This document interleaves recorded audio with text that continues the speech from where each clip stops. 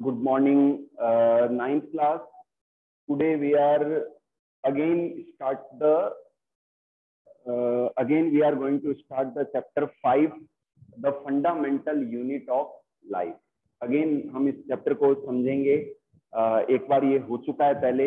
Mid term exam के syllabus में भी ये चैप्टर है और प्री टर्म के सिलेबस में भी है. तो एक बार मिड टर्म के अकॉर्डिंग चैप्टर 5 और 6 दोबारा सारा हम अगेन उसको समझेंगे. ठीक है. तो जहाँ जो सारे ऑफलाइन बैठे एक बार अपनी बुक्स को बंद कर दो आप.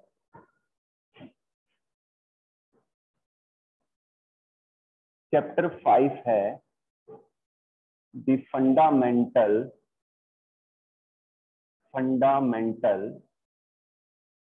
Unit of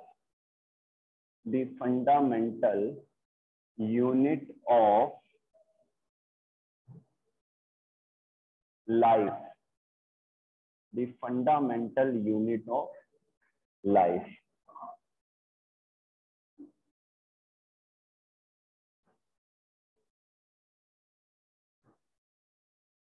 Fundamental unit of life. Cell के बारे में पढ़ेंगे हम इस चैप्टर में.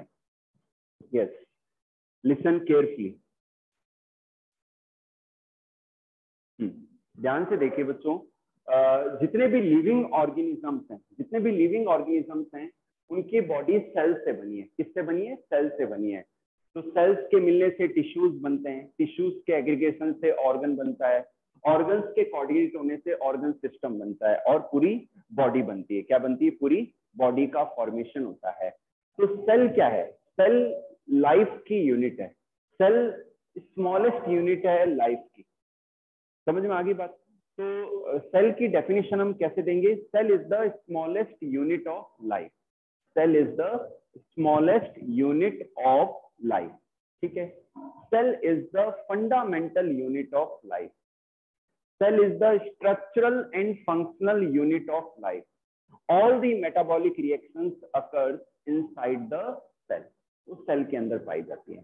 समझ में आ गई बात आपकी? तो ये डेफिनेशन सही रहेगी सेल के लिए. ठीक है. तो सेल को ही हम क्या कहते हैं? फंडामेंटल यूनिट ऑफ लाइफ कहते हैं. ठीक है.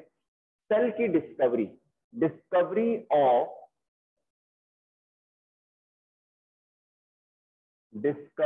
Of cell. बच्चों, सेल को किसने डिस्कवर किया? रॉबर्ट हुक ने. किसने डिस्कवर किया?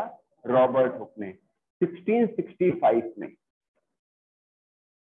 ईयर 1665 में रॉबर्ट हुक ने सेल को डिस्कवर किया and he saw the dead cell. उन्होंने डेड सेल को देखा. उन्होंने कॉर्क सेल्स को देखा अपने माइक्रोस्कोप के अंदर. तो अगर ये क्वेश्चन आता है कि हु डिस्कवर्ड द सेल, तो answer should be Robert hook.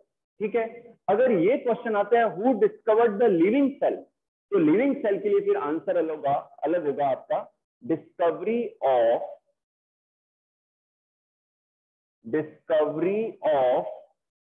Living cell. Discovery of living cell. तो लिविंग सेल की डिस्कवरी किसने की? Antonie van Leeuwenhoek.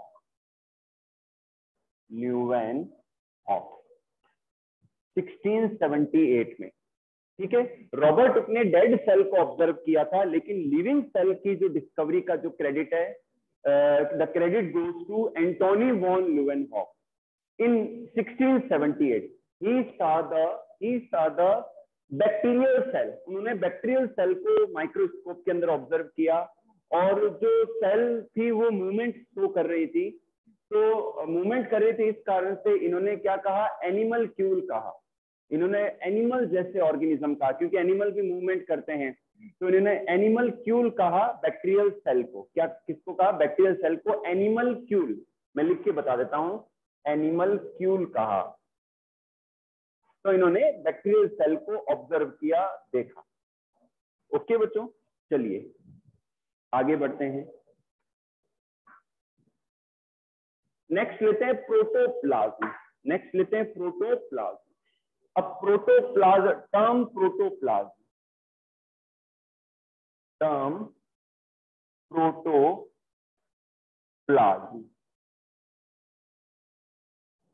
Term protoplasm किसने दी? परकिंजे ने दी। किसने दी? परकिंजे। अब आप कहेंगे सर ये प्रोटोप्लाज्म क्या है? सेल जो है, सेल के अंदर सेल मेम्ब्रेन को छोड़ दो आप, सेल के अंदर जितना भी साइटोप्लाज्म है, सेलुलर ऑर्गेनेलीज हैं और न्यूक्लियस हैं, तो इन सबको हम कंबाइनली क्या कहते हैं? प्रोटोप्लाज्म कहते हैं। क्या कहते हैं? प्रोटोप्लाज्म कहते हैं। समझ में आ गई बात आपके? सेल है, सेल के अंदर न्यूक्लियस भी है, सेलुलर ऑर्गेनेलीज भी हैं, तो सेल मेम्ब्रेन को छोड़ दो, बाकी सारा कंटेंट प्रोटोप्लाज्म कहलाता है। The term protoplasm was given bye परकिंजे। ये किसने दी? परकिंजे ने दी। यहां तक क्लियर है बच्चों आप सबके? Is it clear? चलिए आगे बढ़े अपन।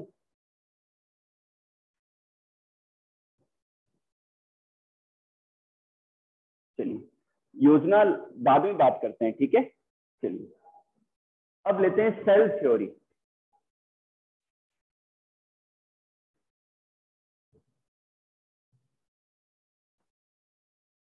The next topic is cell theory.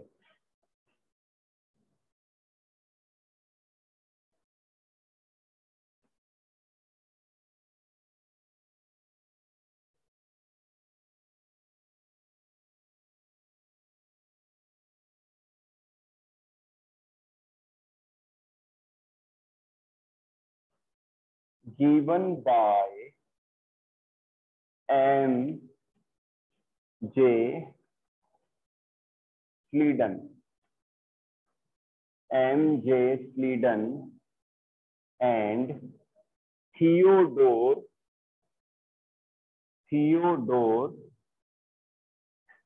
Swan.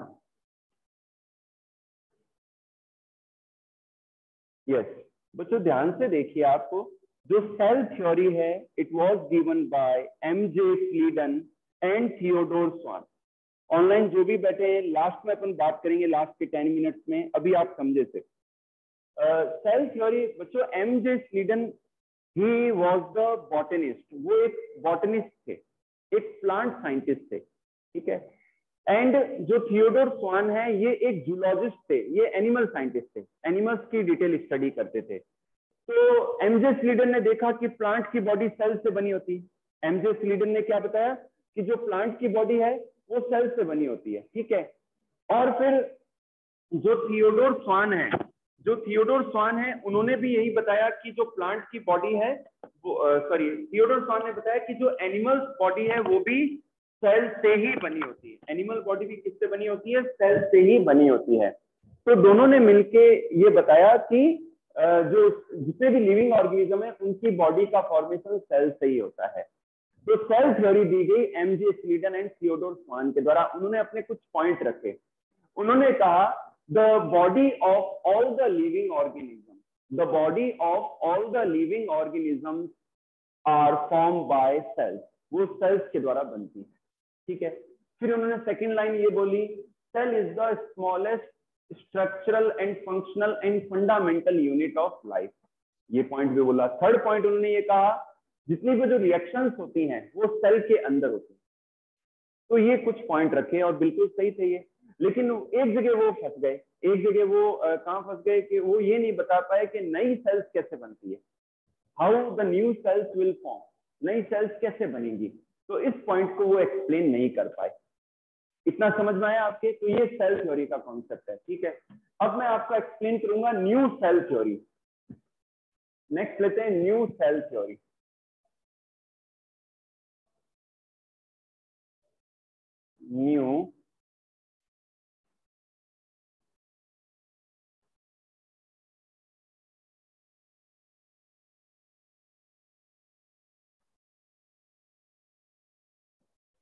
New cell theory. New cell theory को समझिए ध्यान से बच्चों। जब एमजे स्लीटन और थियोडोर स्वान ये एक्सप्लेन नहीं कर पाए कि नई सेल्स कैसे बनती है, तो न्यू सेल थ्योरी दी गई given by Rudolf Virchow. Given by Rudolf Virchow. It was given by Rudolf Virchow, ठीक है?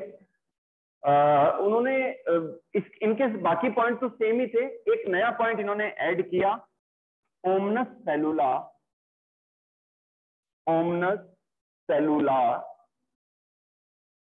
ई सेलुलर, ओमनस सेलुलर ई सेलुलर। ठीक है, उन्होंने एक नया पॉइंट ऐड क्या किया, ओमनस सेलुलर ई सेलुलर। बाकी जो रिमेनिंग पॉइंट है वो सेम थे। इसका मतलब होता है the new cells are formed by division in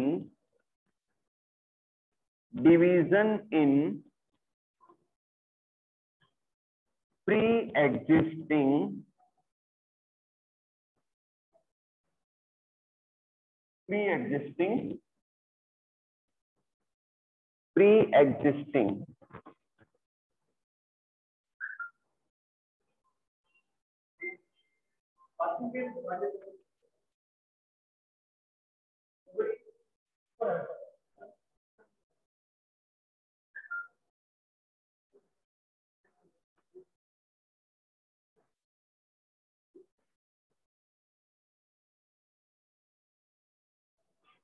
by division in pre-existing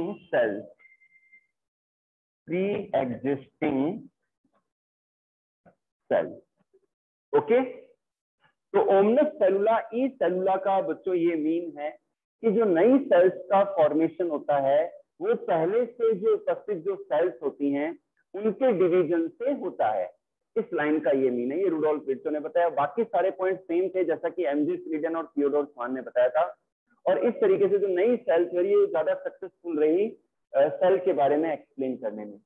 okay, आगे बढ़े, चलिए।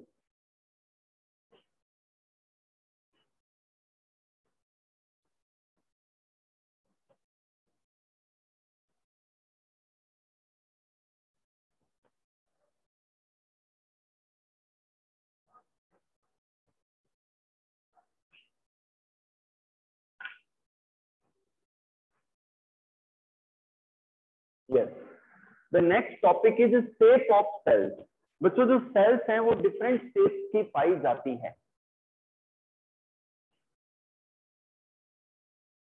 शेप ऑफ सेल, बच्चों जो सेल्स की जो शेप है वो डिफरेंट फॉर्म में पाई जाती है।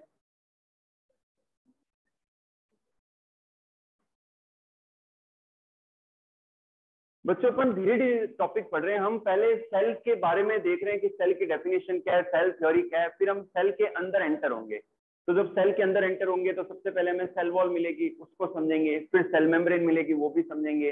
फिर जब सेल के अंदर जब हम झांकेंगे, जब हम घूरेंगे, वहां पर देखेंगे तो हमें वहां पर कई सारे ऑर्गेनेल नजर आएंगे, उस समय उनको पढ़ेंगे। तो स्टेप वाइज चल रहे हैं अपन। तो पहले सेल थ्योरी होगी, अब बात करते हैं शेप ऑफ सेल की। तो जो सेल्स हैं वो सर्कुलर भी होती हैं, ओवल भी होती है, इलोंगेटेड भी हो सकती हैं, रेक्टेंगुलर भी हो सकती हैं, क्यूबॉइडल शेप भी हो सकती हैं। डिफरेंट शेप्स की जो सेल्स हैं वो पाई जाती हैं। ठीक है, आगे लेते हैं, साइज की बात करते हैं।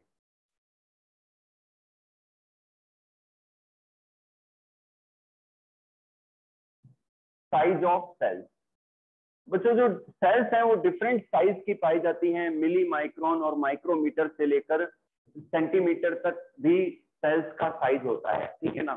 जो स्मॉलेस्ट सेल है वो है mycoplasma, mycoplasma गैलिप्सिटिकम। Smallest cell,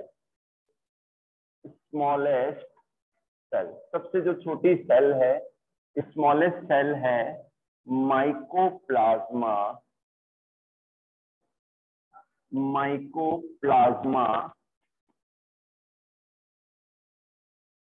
गैलिप्सिटिकम।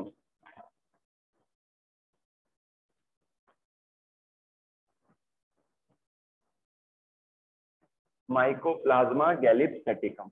Okay, इसके बाद में लेते हैं लार्जेस्ट सेल की। अगर मैं बात करूं लार्जेस्ट एनिमल सेल की, लार्जेस्ट एनिमल सेल जो है वो है एन ऑस्ट्रिच एग। एक ऑस्ट्रिच का जो एग है वो लार्जेस्ट सेल है। 15 सेंटीमीटर तक इसका डायमीटर होता है। ठीक है, अगर मैं लार्जेस्ट प्लांट सेल की बात करूं तो लार्जेस्ट जो प्लांट सेल है वो है एक एल्गी, एसिटाबुलेरिया। एसिटाबुलेरिया, जो एसिटाबुलेरिया है ये एक एल्गी है, सिंगल सेल्ड एल्गी है, ठीक है। अगर मैं लॉन्गेस्ट सेल की बात करूं, लॉन्गेस्ट सेल, तो जो लॉन्गेस्ट सेल है वो है नर्व सेल। हमारी बॉडी के अंदर जो नर्व सेल होती है वो सबसे लंबी सेल होती है। ओके बच्चों, तो दोबारा सुन लीजिए, जो सेल का जो साइज है वो मिली माइक्रोन या माइक्रोमीटर से लेकर सेंटीमीटर तक हो सकता है। और सबसे स्मॉलेस्ट सेल जो है बैक्टीरियल मोनेरा किंगडम की है, माइकोप्लाज्मा। तो माइकोप्लाज्मा स्मॉलेस्ट सेल्स हैं। और जो लार्जेस्ट सेल की बात करें तो एन ऑस्ट्रिच एग है, जो कि एक एनिमल सेल है। प्लांट सेल में बात करें तो एसिटाबुलेरिया एक एल्गी है जो सिंगल सेल्ड एल्गी है, ठीक है। और लॉन्गेस्ट सेल की अगर बात करें हम, तो नर्व सेल जो है, न्यूरॉन जो होती है, वो लॉन्गेस्ट सेल होती है हमारी बॉडी के अंदर। तो इस तरीके से साइज में भी कई सारे वेरिएशंस आपको ऑब्जर्व करने को मिलेंगे।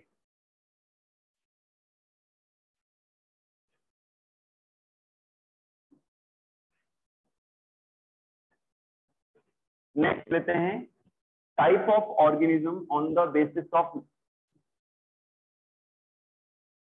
Types of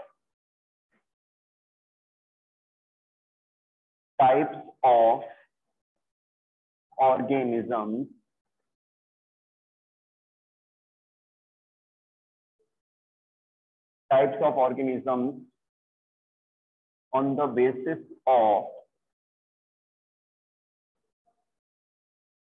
on the basis of types of organisms on the basis of cell number.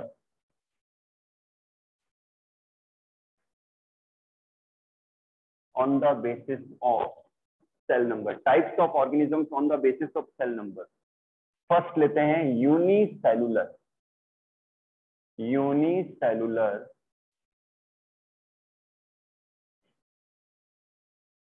Organism, unicellular organism. And second लेते हैं multi cellular, multi cellular organism. Yes बच्चों, ध्यान से देखिए, यूनिसेलुलर ऑर्गेनिज्म, यूनिसेलुलर मतलब ऐसे ऑर्गेनिज्म जो सिंगल सेल से बने होते हैं, एक ही सेल के बने होते हैं। ऐसे ऑर्गेनिज्म जो सिर्फ एक ही सेल के बने होते हैं, जितनी भी उनकी रिएक्शंस हैं वो सिंगल सेल में पाई जाती हैं, and they are the single celled organism. तो ऐसे ऑर्गेनिज्म हम कहते हैं यूनिसेलुलर ऑर्गेनिज्म। जैसे कि बैक्टीरिया, जैसे कि bacteria, mycoplasma, archaebacteria, actinomycete, all these are the examples of unicellular organism. Blue green algae, cyanobacteria भी क्या है, यूनिसेलुलर ऑर्गेनिज्म्स हैं। सेकेंड लेते हैं मल्टी सेलुलर ऑर्गेनिज्म। ऐसे ऑर्गेनिज्म जो एक से अधिक, मल्टीपल सेल्स के बने होते हैं, एक से ज्यादा सेल्स के बने होती है उनकी बॉडी, तो they are the multicellular organism. They are the multicellular organism. Understood? जैसे कि प्लांट है, एनिमल है, एल्गी है, तो all these are the examples of multicellular organism.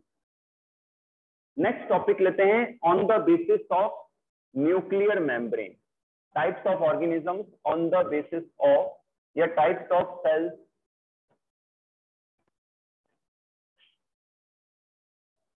Types of cells on the basis of, on the basis of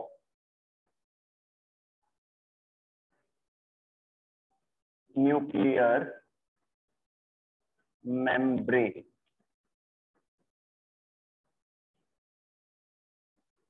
on the basis of nuclear membrane, तो इसमें first लेते हैं हम prokaryotic.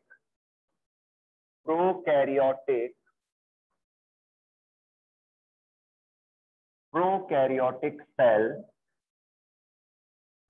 and second is eukaryotic cell। Karyotic cell. ध्यान से देखिए इसको। Prokaryotic cell, pro मतलब प्रिमिटिव, प्रिमिटिव का मतलब होता है प्राचीन, पुराना। कैरियोटिक, कैरियोटिक बना है कैरियन से, कैरियन का मतलब होता है न्यूक्लियस। तो ऐसी सेल जिसके अंदर न्यूक्लियर मेम्ब्रेन एब्सेंट होती है, या न्यूक्लियर मेम्ब्रेन सराउंड नहीं करती क्रोमेटिन मटेरियल को या जेनेटिक मटेरियल को, या न्यूक्लियस पूरी तरीके से डेवलप नहीं होता है, तो ऐसी सेल को हम कहते हैं प्रोकैरियोटिक सेल। क्या कहते हैं? Prokaryotic cell. दोबारा सुन लीजिए, ऐसी सेल जिसके अंदर न्यूक्लियर मेम्ब्रेन एब्सेंट होती है और जेनेटिक मटेरियल सीधा ही पाया जाता है साइटोप्लाज्म के अंदर, और इसके अलावा सेल के साइटोप्लाज्म में other cellular organelles, membrane bound cellular organelles absent होते हैं। माइटोकॉन्ड्रिया, क्लोरोप्लास्ट, एंडोप्लाज्मिक रेटिकुलम ये नहीं पाए जाते। तो ऐसी प्रिमिटिव सेल को हम क्या कहते हैं? प्रोकैरियोटिक सेल कहते हैं। जैसे कि बैक्टीरियल सेल, माइकोप्लाज्मा की सेल, साइनोबैक्टीरिया की सेल, ये सब क्या है? प्रोकैरियोटिक सेल के एग्जांपल हैं। बताइए समझ में आया नहीं है? आ गया। फिर लेते हैं यूकैरियोटिक सेल। यू का मतलब होता है डेवलप्ड, कैरियोटिक बना है कैरियन से यानी कि न्यूक्लियस। ऐसी सेल जिसके अंदर न्यूक्लियस पाया जाता है, न्यूक्लियर मेम्ब्रेन क्रोमेटिन मटेरियल को सराउंड करती है, मेम्ब्रेन बाउंड सेलुलर ऑर्गेनेलीज जैसे कि mitochondria, Golgi bodies, endoplasmic reticulum, ये सब पाए जाते हैं। तो ऐसी डेवलप सेल को हम कहते हैं यूकैरियोटिक सेल। क्या कहते हैं? यूकैरियोटिक सेल, जिसकी plant cell, animal cell, fungal cell. बताइए समझ में आया नहीं है? आ गया? पक्का समझ में आ गया? चलिए, तो बच्चों पहले हम करेंगे प्रोकैरियोटिक सेल। ठीक है, आप सब रफ कॉपी के अंदर डायग्राम बनाए प्रोकैरियोटिक सेल के लिए। बैक्टीरियल सेल को मैं ड्रॉ कर रहा हूं, आप सब लोग रफ कॉपी के अंदर you should draw the sketch of bacterial cell in rough copy.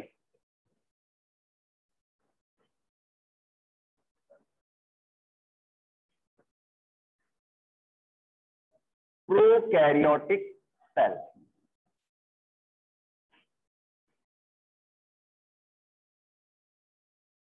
Prokaryotic cell.